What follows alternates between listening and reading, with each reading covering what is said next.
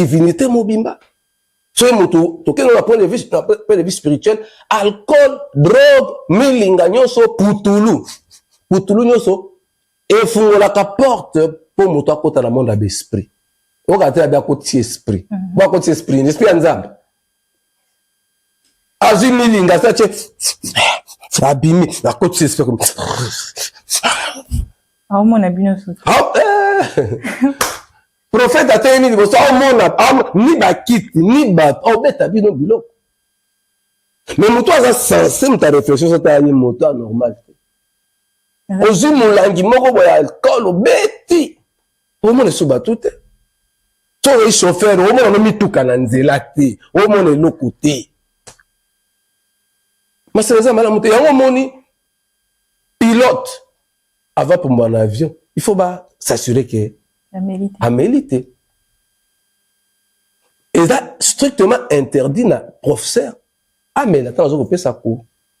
Mais c'est ça pour côté esprit. Donc, l'air mais l'air quand il sera devant les élèves ou les étudiants. Et ça interdit mais la pratique quand ça on a au bon mal so ba moni que ozo mais la massa on peut ça court.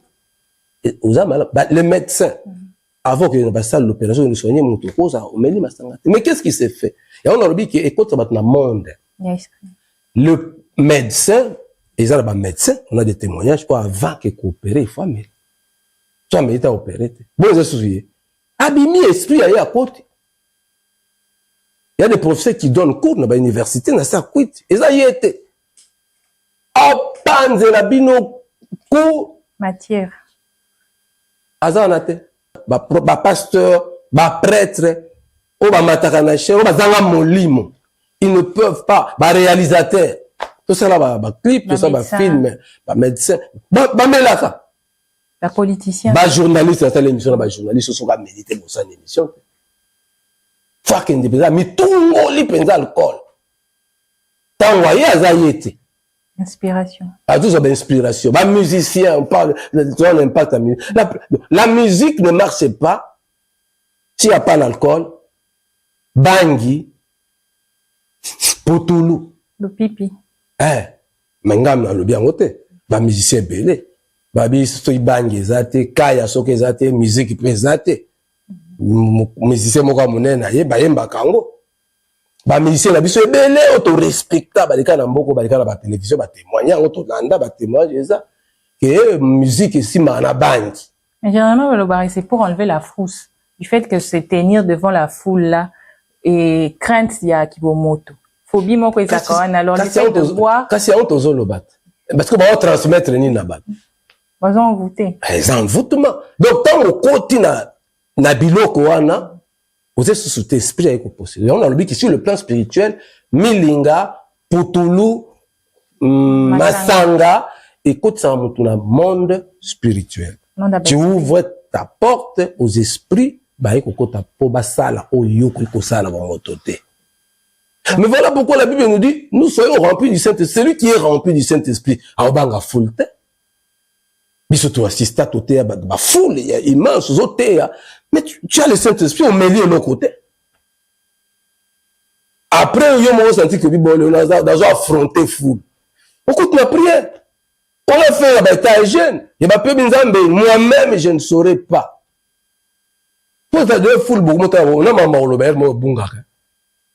Si tu n'as pas confiance en Dieu, parce que la Bible dit, ce n'est ni par la force, ni par la puissance, Zacharie 4:6, mais par mon esprit, dit l'Éternel.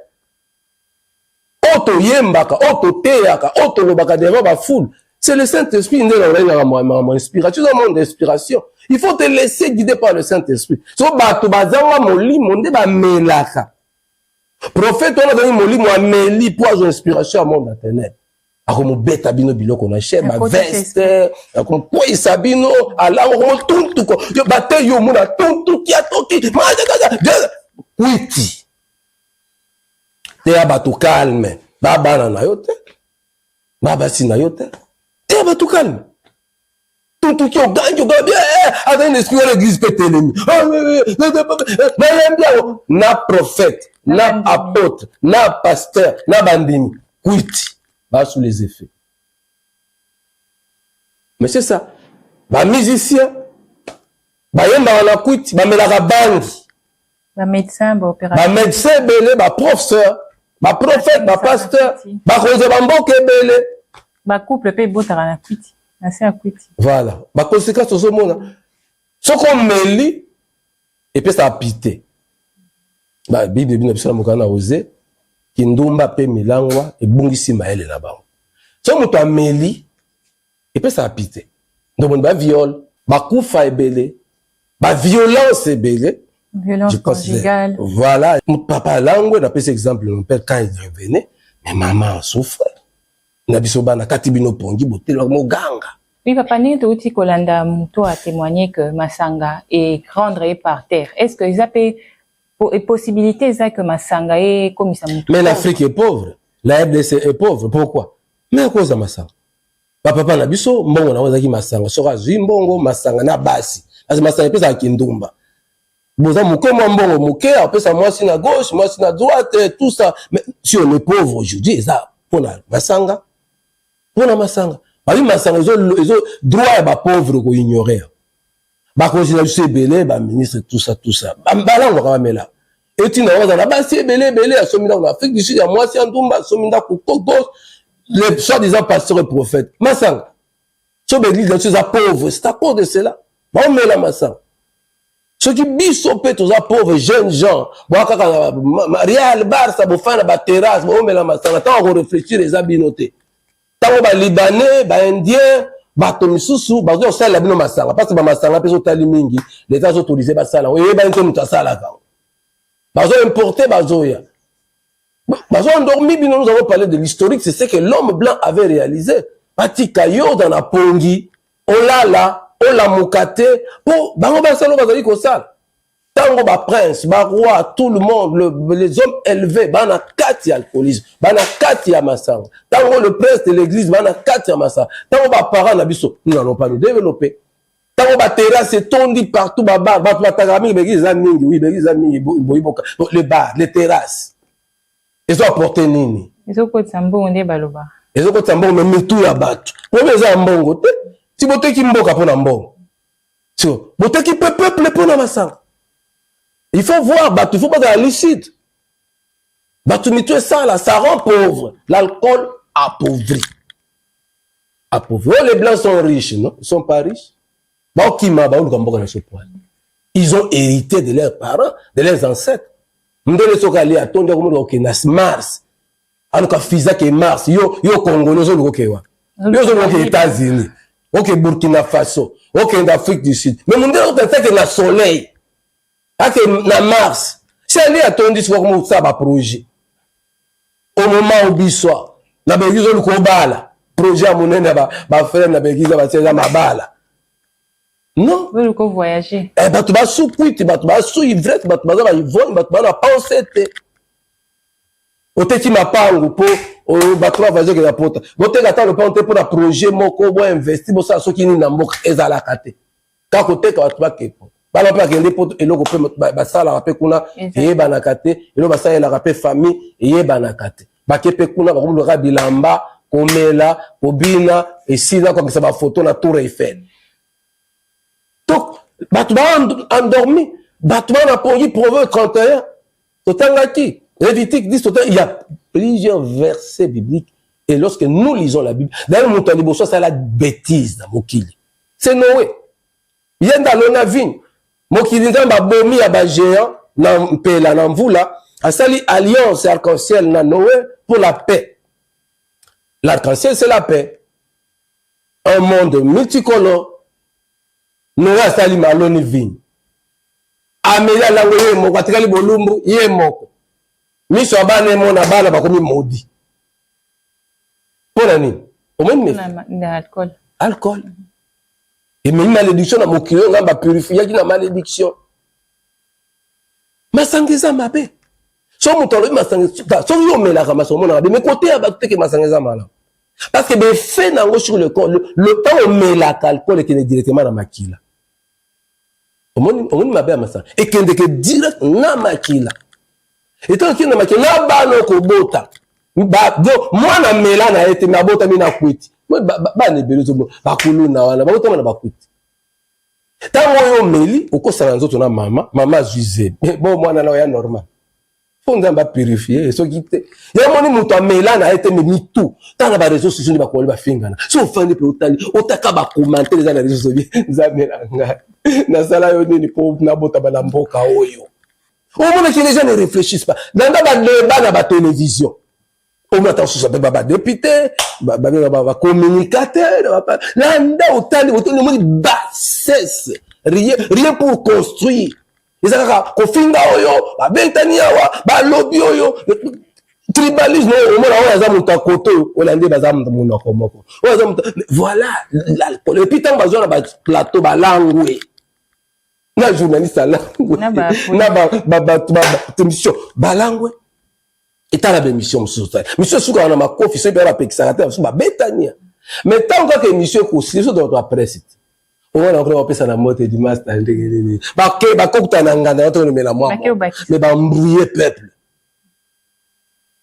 mais pour la ligne même na sport biso beti balé tout ça li ba sport so bwana match na fait ba vous ba internet bino quelque part vous allez vous séparer de tout beaucoup ba nazi masanga ba simba te yiko beta balé na sa kwiti o meli bani so on pense au monde moto gado ka ça go ballon beti moto mais faut aller l'issue pour beta balé ba pekisa comme pourquoi donc masanga sont entre pauvres masanga scientifiquement ezo botsa ba bisimbi mwana na mabazwazi mama zwazeni ya ope mama o bino mo pekisa bo kabola ba coupe to kabola coupe so mo bali no yaza na kwiti ko pesa nzoto te papa ba fâché bo fâché da bi bo yo li mo ki simbi abota mala moki.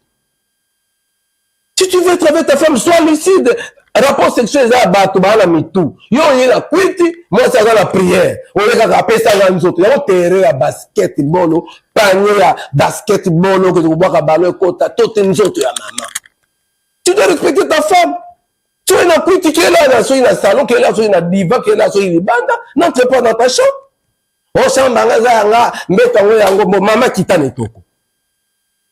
Yo kwiti na yo nde tinda koka ya ko landa ko sisa bakanda ne pa mama ba bière brino yo ba bana la biso mo luka kaka yango po basala ni kindumba l'alcool est mauvais yeba yango ndeko ezamabe si tu veux aller de l'avant et que notre pays puisse s'épanouir se développer l'état faut de la stricte la matière alcool na ba pays mususu Afrique kaka na Afrika so kotiba et ça la quantité ba peut sommer na ba pays musuka na Afrika ceux qui osent na quit na balabala bokanga yo mais na mboka so mon pe tout le monde na ba réseaux sociaux tout le monde na policier pesa na quit on a armé pe na quit mais mama nanga c'est au monde bio ko ba mbolo ngo monde bio ko makaba beta ni masa c'est ça ba viol tozo ko zo devait quit mutu pour violer mutu faut mutu na yo ba violer ba na mike biso ba ko se confier pas na biso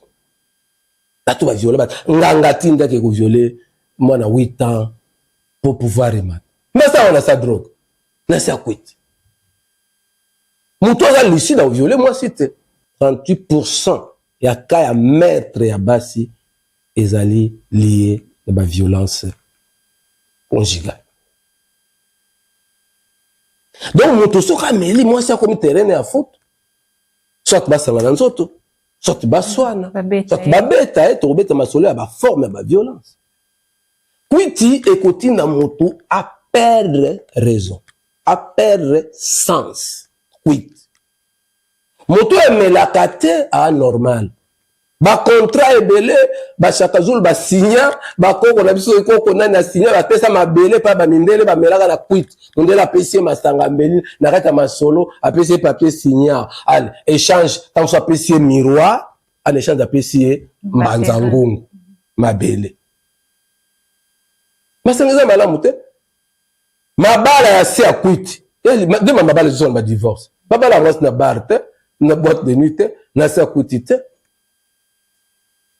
et ba maladie mingi ba cancer ba maladie mingi oza lié na nzoto la cirrhose bani masanga pourquoi ni bobenga anesthésie simba ba taba nini et pas c'est masanga kina na makila ba ka ba paralysie mi ba rein eza masanga omelaka mingi papa eba tant comme ba 50 ans ozo mata vie cécile ba impuissance sexuelle oyo tozo mona ba ona mona ba émission ben la télévision masanga tant ozo jeune omela ba bien brino liko mela posta na ba chose na ba ozo silisa makasina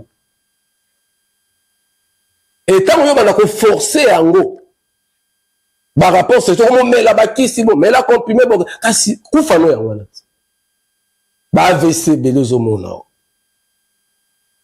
tika ko mela masanga papa so les couples famille nous ont normal les abatu tika masanga ba konzi na biso botika boluka ba loi oyo ekusunga bato ba banga likambo masanga sulara ko tama na balabala te na bamboka wana bato baza ezalaka sulara ko pusa motuka te ko mela rapport to so bakangi yo na sola masanga ko pusa bakangi ba boto le permis.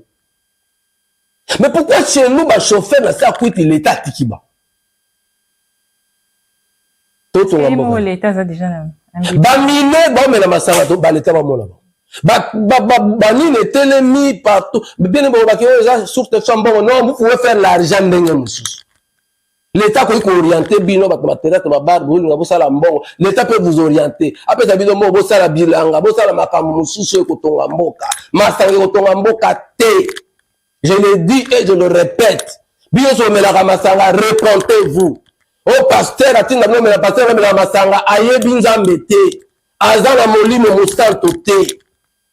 Musique église politique domaine nyonso ba infirmier ba médecin botik ba kami ya ba ser mogo ba pasoli libumu aya ya miomte ana appendicite te pour un bon hôpital wana ezo le ka ba ka ozebele ba bisi oke ba opérer aux opinion ni OK bonzo ka miomte na moto mais ezo le ka sous silence kasi kuitete comment ko ba mutala ba miom mutazo so ba fibre mutazo ina ba appendicite au ka azana moto pas normal te.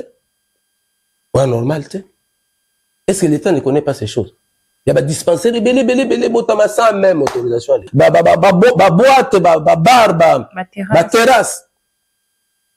Bien, on a l'église. On dit, botam.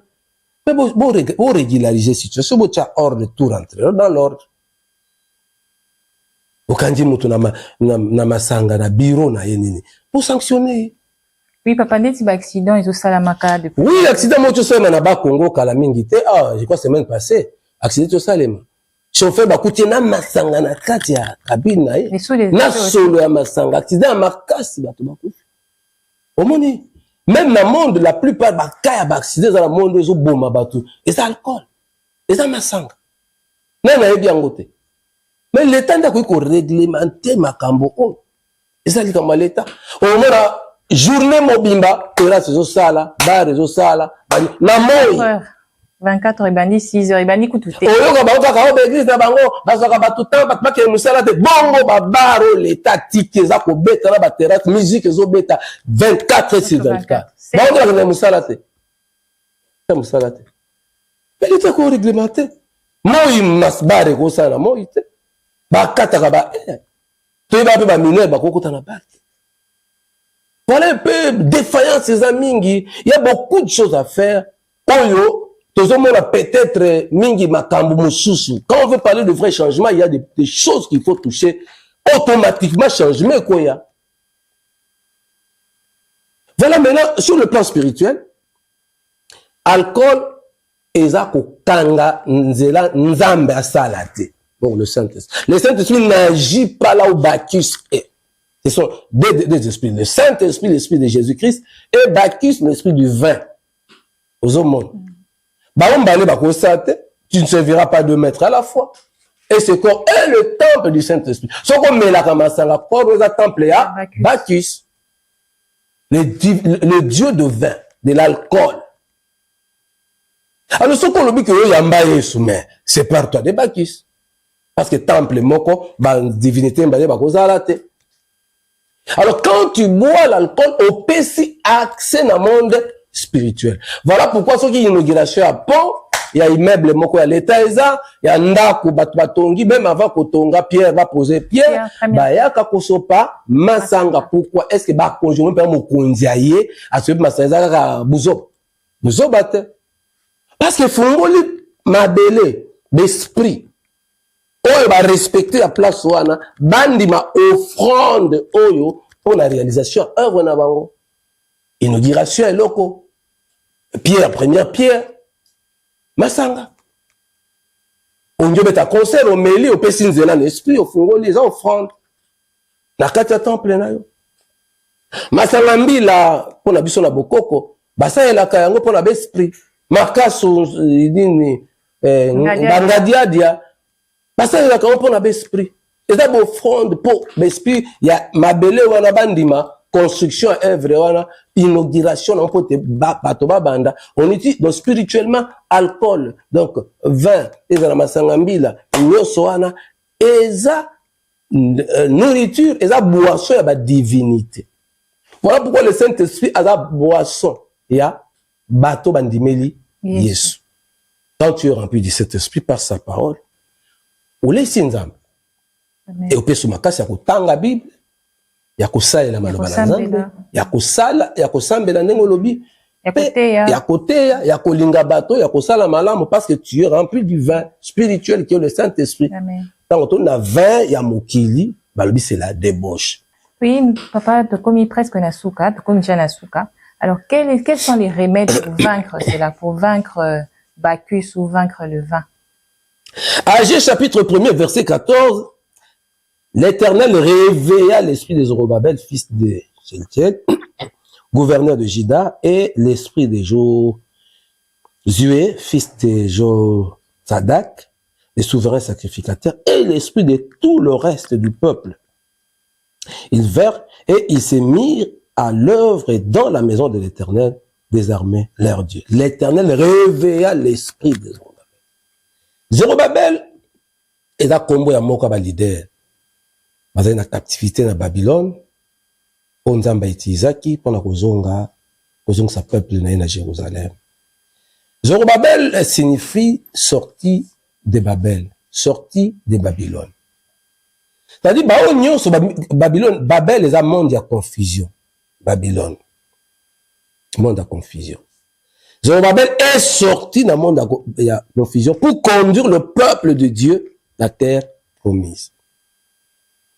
Alors, bato nyonso o bako bimi donc soko il faut to bima na monde de confusion. Monde de confusion, le monde de Bacchus. Monde d'ivresse. Monde inconscient. Parce que le peuple est inconscient. L'église, la politique, les gens sont inconscients. Faut qu'on bima na monde ya inconscient, qu'on bima na Babel, na Babylone. Zorobabel sorti de Babel. Pour battre mais il faut esprit à réveiller. Il faut réveiller.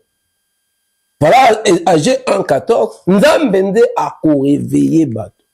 Il y a longtemps qu'il y a une prophétie à 70 ans, nous avons indépendance, à 70 ans. Nous préparons le peuple de Dieu pour que le vrai changement est kokisama. Il faut tout biman esprit à confusion. Il y a des choses que nous devons sacrifier, abandonner. Makambo lié bisona monde.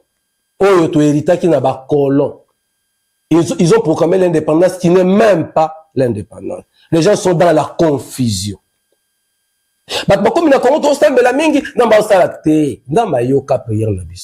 Il faut toi accomplir cycle et à temps. Vie d'un roi, le roi léopard, 70 ans. C'est aussi si, avant ton compte, il faut réveiller. Réveil, ndeko salake, batba zonga normal. Et pour réveiller, voilà Paul l'a dit, Éphésiens 5, 18. Ne vous enivrez pas du vin, la débauche. Soyez remplis du Saint-Esprit. Il faut molimo. Il faut to sambe. To teya bato. Matin, to li kote ya bino. Botika masanga. Botika boye. Botika boye. Chaque émission, on a besoin d'un enseignement, non? Amen. Nous préparons avènement. Il y a Christ. Le retour du Christ. Avant que soit cause de l'église, mais puis il faut goûter dans ma béline, dans ma prestige, dans bonheur. Faut qu'on soit conscient. Il n'y a que l'alcool n'est rendra moto inconscient. Dans ma famille, dans ma couple, il y a tant de divorces, consomme, maladie, incompréhension, droit, pauvre, fouet, pour battre sous l'alcool. Les gens sont imbibés, les gens sont remplis, noyés dans le Congo est noyé dans l'alcool. Toto bina na milangwa. Balcol, on va danser toujours bina kabina ka Congo la ko mabina, banzembo, ezanga mutu makolo. Donc, koni na monde ba danse pe na banzembo. Mais là effet ya alcool na bangi. To musique ça na bangi. Musique ça na alcool. Il y a un des peuples ba danse toujours monde na ba ni. Mais le peuple de Dieu, que soit dans l'église, que soit ba kondiamboka, to zongi sabato. Ba le bien, les awap le mal, les awap. Tout est permis, mais tout n'est pas utile. Tout enseigner peuple dire l'utile. Faut joindre l'utile, l'agréable. Permission, c'est la permission. On a mêlé comme ça. C'est permis, oui, mais là, est-ce que c'est utile? Tu peux mêler ça utile. Est-ce que c'est utile? Tu ne peux pas te passer de l'alcool. Bon, mais la maille. Bon, mais la maille, bon, tika, mais la maille. Oui, tu as eu un alcool, hein. Tu as eu un baji. Baji sucré, oh. Colorant. Colorant, oh. Faut que tu aies. Bon, mon alcool, bon, baji, bon, mais la colorant, baji, oh, yo, bien, mais ça détruit. Toujours à la maille. Toujours à la molimo. Et nous verrons notre pays se développer. La conscience et que ça là, tant que tiki makambo, ils ont côté son inconscience. Le vin, l'alcool. Mondela zo sopi la biso yango poto la mokate. Tanga Agé chapitre 1 verset 14. Tanga Zacharie chapitre 4 verset 6.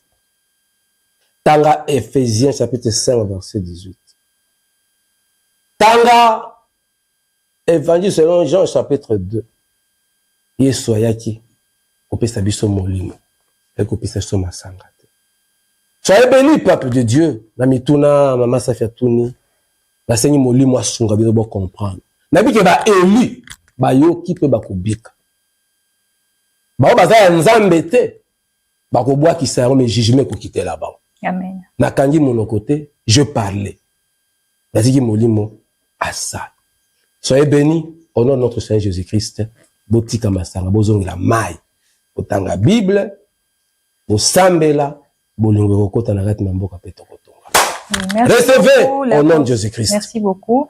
Merci beaucoup, papa. Ndenge papa lobi, conscience et ça la kaka ceux qui te tiki makambo oezo memabiso na inconscience. Alors, total isaki bongo chrétien na vin, donc on a parlé du chrétien et les vins. C'est qu'il faut savoir que il ne faut pas lire la Bible de manière rationnelle.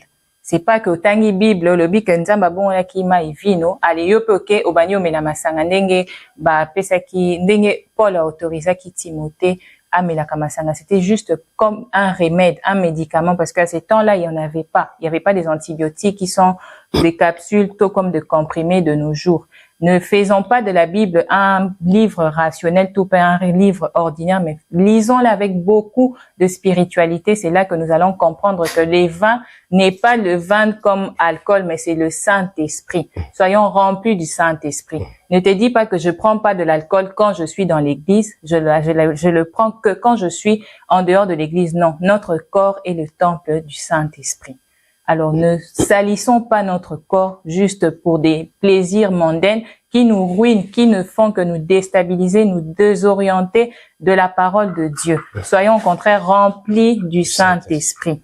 Nous sommes arrivés à la fin de notre émission et n'oublions pas de nous abonner. Oui, abonnons-nous sur notre chaîne MJS officielle et n'oubliez pas surtout de cliquer sur la cloche de notification pour ne rien rater à la sortie de chaque vidéo. Retrouvons-nous à la prochaine pour un nouveau numéro. Et je dis merci à mon réalisateur, Julio Lolo Bibas, Ryan qui est derrière la caméra, Théo, Jancy.